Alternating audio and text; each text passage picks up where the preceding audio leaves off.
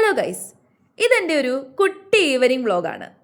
ഇവിടെ വന്നിട്ട് ഇതുവരെയും ഇവിടുത്തെ അമ്പലത്തിൽ പോയെന്ന് മുഖം കാണിക്കാൻ സാധിച്ചിട്ടില്ല. അതിൻ്റെ വിഷമവും വൈക്ലഭ്യവും മനസ്സിൽ ധാരാളം ഉണ്ട്. ഇന്ന് പോകാം, നാളെ പോകാം, മറ്റന്നാളിൽ പോകാം എന്ന് പറഞ്ഞ് നീട്ടി നീട്ടി വെച്ചതാണ്. നമ്മളുടെയൊക്കെ സ്വഭാവം അങ്ങനെയാണല്ലോ, നീട്ടി നീട്ടി വെക്കും. എന്നാൽ പോവുമോ? അതും ഇല്ല. ഇനി നീട്ടി വെച്ച് കഴിഞ്ഞാൽ ശരിയാവത്തില്ല എന്നുള്ളത് കൊണ്ട് തന്നെ ഇന്ന് തന്നെ പോയേക്കാന്ന് വിചാരിച്ചു. അപ്പം ഞാൻ ഗൂഗിൾ മാപ്പിൽ നോക്കിയപ്പോൾ 3-4 അമ്പലം ഉണ്ട് കേട്ടോ ഇവിടെ. അതിൽ ഏറ്റവും അടുത്തുള്ള അമ്പലത്തിലേക്കാണ് പോകുന്നത്. അതൊരു അയ്യപ്പൻ്റെ അമ്പലമാണ്. അപ്പോൾ ഇത്തരം സന്ദർഭങ്ങളിൽ നമുക്ക് പരിചയമില്ലാത്ത വഴിയിലൂടെ പോകുമ്പോൾ കുറച്ചൊരു ജാഗ്രത വേണം. ഗൂഗിൾ മാപ്പിനെ അങ്ങനെ നമുക്ക് ഫുള്ളി ആശ്രയിക്കാൻ പറ്റത്തില്ല. ഇടയ്ക്കിടയ്ക്ക് പണി തരാറുണ്ട്. അതുകൊണ്ട് ഇരുട്ടുന്നതിന് മുമ്പ് വേഗം പോവാണ് കേട്ടോ. ഇരുട്ടുന്നതിന് മുമ്പ് അങ്ങ് എത്തിക്കഴിഞ്ഞാൽ നമുക്ക് ഒരുവിധം വഴി പരിചയം ഉണ്ടാവുമല്ലോ. പിന്നെ നമുക്ക് തിരിച്ച് സേഫായിട്ട് ഇങ്ങ് വരാം. ഏതായാലും ഈ പ്രാവശ്യം ഗൂഗിൾ മാപ്പ് പണി തന്നില്ല. അവിടെ സേഫായിട്ട് എത്തി. അവിടെ കുറേ കാറുകളുണ്ടായിരുന്നു. ഞാൻ ഇത്രയും ആൾക്കാരുണ്ടെന്ന് പ്രതീക്ഷിച്ചില്ല. പക്ഷെ അമ്പലത്തിനുള്ളിലേക്ക് ക്യാമറ കയറ്റാൻ വേണ്ടി പറ്റത്തില്ല.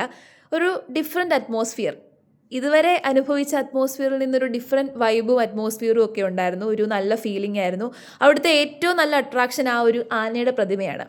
ഏതായാലും നാട്ടിലെ അമ്പലത്തിൻ്റെ അത്രയും ഒരു വൈബ് ഉണ്ടാവത്തില്ല. എന്നാലും മനസ്സിനൊരു സന്തോഷവും ആശ്വാസവും ഒരു ചേഞ്ച് ഓഫ് അറ്റ്മോസ്ഫിയർ ഉണ്ടാകുമ്പോൾ ഉറപ്പായിട്ടും നമുക്കൊരു ആശ്വാസം ഉണ്ടാകുമല്ലോ. ആ ഒരു ഫീലിംഗ് ഉണ്ടായി.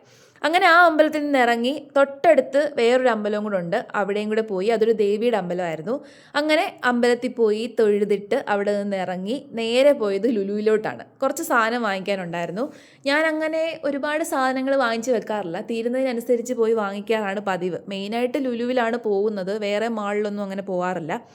അപ്പോൾ ഈ കാണുന്ന ഈ ഒരു ആക്ഷൻ എന്താണെന്ന് ചോദിച്ചു കഴിഞ്ഞാൽ എക്സ്കലേറ്ററിൽ കയറുന്നതിൻ്റെ ആക്ഷനാണ്. എനിക്ക് ഇതുവരെയും എക്സ്കലേറ്ററിൽ കയറാൻ പരിചയമായിട്ടില്ല.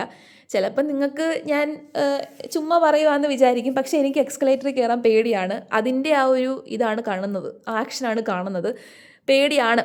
എന്തോ ചെയ്യാനാണ്. തന്നെ ഇതുവരെയും കയറാൻ ഞാൻ പരിചയിച്ചിട്ടില്ല. അങ്ങനെ ലുലുവിൽ പോയി ആവശ്യമായിട്ടുള്ള സാധനങ്ങളൊക്കെ വാങ്ങിച്ച് അവിടെ നിന്ന് തിരിച്ചു പോന്നു. അപ്പോൾ ഏതായാലും ഇനി വീട്ടിൽ ചെന്നിട്ട് കുക്ക് ചെയ്യാൻ വലിയ മൂഡൊന്നും ഇല്ലാത്തത് കൊണ്ട് തിരിച്ചു വന്നപ്പോൾ എൻ്റെ ഫേവറേറ്റ് ഒരു ഷവർമ സ്പോട്ടുണ്ട്.